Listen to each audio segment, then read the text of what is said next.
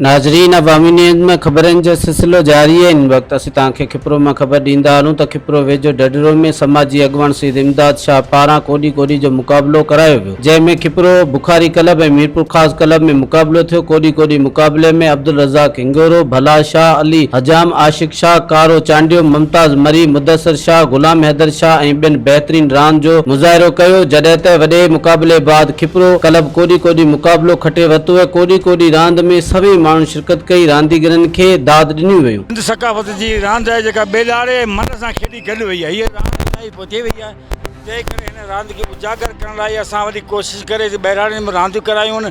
उनखे असांजी सिंध हुकूमत खे अपील आहे त हिन रांदि लाइ असां सां सहकार करे। बिल्कुलु अहिड़ा मुक़ाबला थियणु खपनि। कबड्डी कोडी कोडी जी रांदि थिए पई ऐं मलाखड़ो आहे या बेलाड़ो आहे, इहे सकाफ़ती रांदूं आहिनि, क़दीमी रांदूं आहिनि ऐं हिननि खे माना गवर्नमेंट खे खपे त हिननि खे हथी ॾियणु खपे।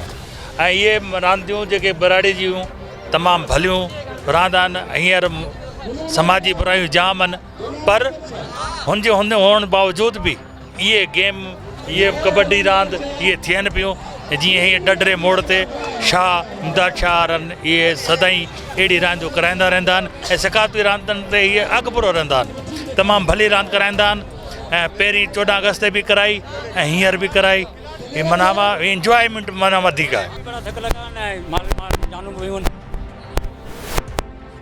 असां तक़रीबन 10 साल मूंखे थी विया रहंदे। इलाही महिरबानी, तहराम सुठी ख़ुशी थी जो ॿिए दफ़ा असांजो मैच थियो। पहिरियों दफ़ा असां मैच थियो मीरपुर टीम सां, जेको असां खटियो ऐं उहो वरी ॿिए दफ़ा पलान लाइ असां आया ऐं पहिरियों पालो थियो, पर हुननि गिदी कई। उन हिसाब सां उहो मैच छॾे हलिया विया ऐं पोइ असां पंहिंजा पाण में मैच कईसूं, मिड़ई गेम कयोसीं। छोकिरा जाम आवाम आयल हुई, उनखे बि उन्हनि जो टाइम ज़ाया करे पंहिंजो हिते आया हुआ। उन्हनि खे बि ॾेखारिणो हो, आवाम खे ख़ुशि करणो। उहा ज़िद्दार रांदि न आहे, ज़िद्दार रांदि हूंदी आहे न, उन में ज़ख़्मी थी बि वेंदा आहिनि ज़िद्दार ते। बराबरि ही प्यार मोहबत वारी रांदि आहे, ॾिसण वारी शौक़ु आहे। असांखे तमामु घणी ख़ुशी थी, छाजे करे त हीअ शइ घणे वक़्त खां वठी सफ़ा ईअं सम्झो दफ़नाइजी वई आहे।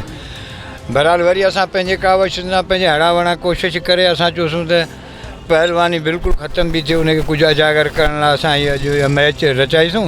पहिरियां त असां इहा ॻाल्हि कंदासीं, मीरपुर ऐं वर्सिस खिपरो जो मुक़ाबिलो थियो, तमामु बहितरीनु मुक़ाबिलो थियो। जेको अॼुकल्ह नौजवान जेके सोपारियूं नशे वारियूं शयूं खाइनि, इन खां बहितर रांदि रहनि, पंहिंजो जिस्म ठाहिनि ऐं ताक़त थिए, त उन हिसाब सां सिंध जी उजागर बि थींदी, तमामु बहितर रहंदी। ऐं असां गवर्नमेंट खे इहा अपील कंदासीं त अहिड़े रांदियुनि खे उजागर कयो वञे। तो असांखे तमामु पुराणा रांदीगर, असां अॻु में रांदियूं रहिया आहियूं, तमामु कबड्डी रहिया आहियूं, कैप्टन रहिया आहियूं, असां सिंध में बि रहिया आहियूं, ज़िले लेवल बि रहिया आहियूं, डिवीज़न लेवल बि रहिया आहियूं। इन जेके बि जश्न थिया आहिनि मुल्क जे लिहाज़ सां या क़ौम जे हिसाब सां या सिंध जे हवाले सां, छो त सिंध में जेके बि रांदियूं हूंदियूं, बेलाड़ा थींदा आहिनि, कबड्डियूं थींदियूं आहिनि, कोडियूं थींदियूं आहिनि ऐं इहे जेके बि रांदियूं थींदियूं आहिनि, असांजो जेको बि ज़िले सांगण में तमामु हिननि खे शौक़ु वधीक इन रांदियुनि जो आहे, कबड्डी जो, बेलाड़े जो। तमामु असां अॼोके ॾींहं में तमामु सुठो असांखे मज़ो आयो, जंहिंमें असांजा छोकिरा नंढा रहणु शुरू थी विया आहिनि।